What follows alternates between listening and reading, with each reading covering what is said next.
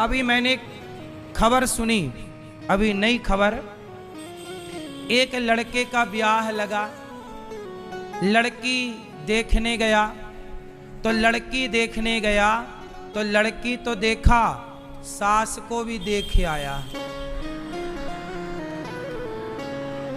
है ना। और शादी 16 तारीख की निकली, आज की, आज 16 है, आज की शादी थी बेचारे की। लड़की तैयारी कर रही है मेरा ब्याह, लेकिन लड़की अपने पति के संग जाए उसके पहले लड़की के पति के संग लड़की की मां, मतलब दामाद के संग सास भाग गई। ले, अपनी बेटी का ब्याह जिससे तय किया उस पे दिल आ गया। ये चल रहा है संसार में, बोलो हाँ। अब वो लड़की रो रही है, अब वो रोए किस बात के लिए? मां भाग गई इस बात के लिए रोए कि मेरे पति पर मेरी मां ने कब्जा कर लिया, इस बात के लिए रोए कि मेरा ब्याह नहीं होने दिया, इसके लिए रोए। वो लड़की बेचारी परेशान है, वो रोए किसके लिए? बोलो किसके लिए रोए? वो उसका क्या कसूर था? और सुनो, लड़की के लिए जो जेवर बनवाए वो लेके भाग गई। देखो सासों को क्या सूझ रहा है। सोचो, बेटी का ब्याह जिससे होना था उस लड़के के संग भाग गई, हद कर दी। अब बताओ कि इन स्त्रियों से और इन लड़कों से समाज क्या सीखेगी? क्या सीखेगा उनका परिवार? क्या सीखेगा उनका गांव? क्या सीखेगा समाज? इसलिए कोई भी कार्य करने के पहले ये सोचिए कि आप भले अपनी गली मोहल्ले में कोई काम करते हैं, पर वो काम का प्रभाव सारे समाज में, देश में पड़ता है। आज ये घटना जो सास अपने दामाद के संग भाग गई, ये घटना सबको पता चल गई, जबकि वो एक छोटे से गांव की घटना थी। आज के जमाने में थोड़ी कुछ छिपा है, सोशल मीडिया का जमाना है। आदमी 4 किलोमीटर नहीं पहुंच पाता, लाखों किलोमीटर उनकी बातें पहुंच जाती हैं। इसलिए बिना विचारे जो करे सो पाछे पछताएं, और काम बिगाड़े आपनो, जग में होत हंसाएं। इससे क्या मैसेज मिला? अच्छा ये बताओ, उसकी लड़की की मां अपने दामाद के संग क्यों भाग गई? इस क्यों का उत्तर आप लोग दो। क्यों भाग गई? काय के लिए भागी? बोलो, काय के लिए भागी? क्यों भागी?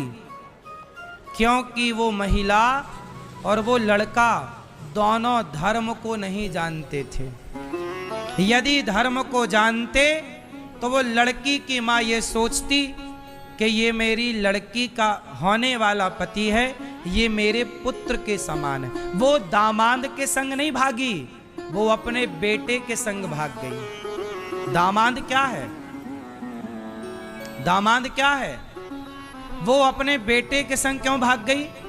क्योंकि वो धर्म का ज्ञान, धर्म नहीं जानती। इसलिए कहता हूं, अपनी बेटी अपने बेटे को धर्म का पाठ पढ़ाओ। धर्म पढ़ना जरूरी है और यही तो धर्म है। उस लड़के ने काश पाठ पढ़ा होता कि ये तो मेरी मां है। सास तो मां होती है। बोलो, अब इस मां बेटे के रिश्ते में जरा भी दोष आना पाप है कि नहीं? स्पर्श करना तो पाप है साहब, सोचना भी पाप है या नहीं? लेकिन ना तो उस लड़के ने सोचा, ना तो उस लड़की की मां ने सोचा। और काहे भाग गई? अपनी वासनाओं के लिए। क्या था? इस बुढ़ापे में भी उसकी वासनाएं पूरी नहीं हुई तो भाग गई जवान लड़के के संग।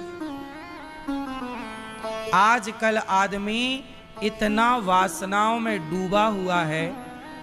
काम से कल ही मैंने कहा था, अंधे कितने तरह के होते हैं। कामांध, जब काम सिर पर चढ़ता है, वासनाएं, तो व्यक्ति अंधा हो जाता है। इसलिए कहता हूं, अंधे मत होइए, अपने आप को सत्संग से जोड़ करके और अपने अंदर की बुराइयों को मारिए।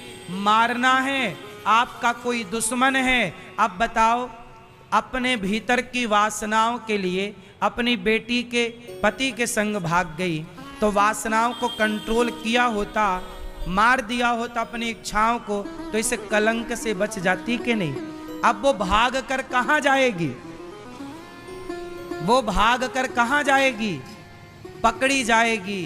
क्या मुंह दिखा पाएगी? यहां भी बिगड़ गया उसका।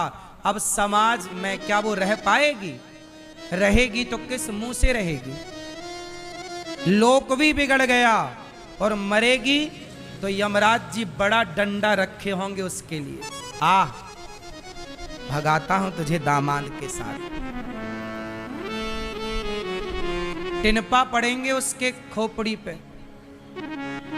कोड़े पड़ेंगे, नाली का कीड़ा बनेगी कई जन्म, कर्म दंड तो भोगने पड़ेंगे। देखो, पाप भी ना वही पाप करो जो पाप थोड़ा ठीक ठाक हो।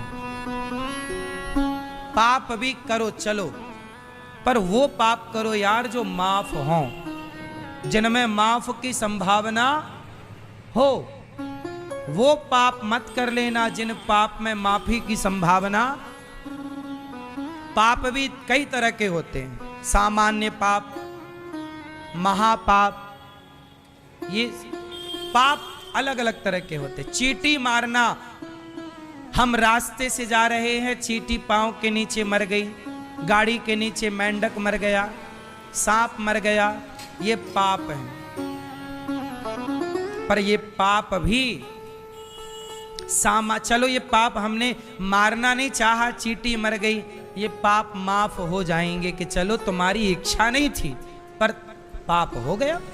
हमने जानकर झूठ नहीं बोला पर झूठ बोल गया, चलो ये सब सामान्य पाप हैं, ठीक है। लेकिन ये पाप क्षमा ना होगा कि तुम अपनी जवान बेटी को छोड़कर, बच्चों को छोड़कर इस बुढ़ापे में तुम किसी के संग भाग जाओ। तुमने धोखा अपने बच्चों को दिया, तुमने धोखा अपने पति को दिया, वो पति को भी तो तुमने धोखा दे दिया, तुमने अपने बच्चों को धोखा दे दिया। अब तुम्हें कौन कौन माफ करेगा? इसलिए ये बड़ा पाप है, इसकी कोई माफी भी नहीं है, भोगना ही पड़ेगा। फिर यही लोग संसार में तरह तरह का कष्ट पाते हैं, तो लोग कहते हैं कि देखो कितना कष्ट पा रहा, जरूर ये किसी जन्म का पाप था, जो अक्षम्य पाप था, जैसे क्षमा नहीं किया जा सकता था, उसे भोगना पड़ रहा है।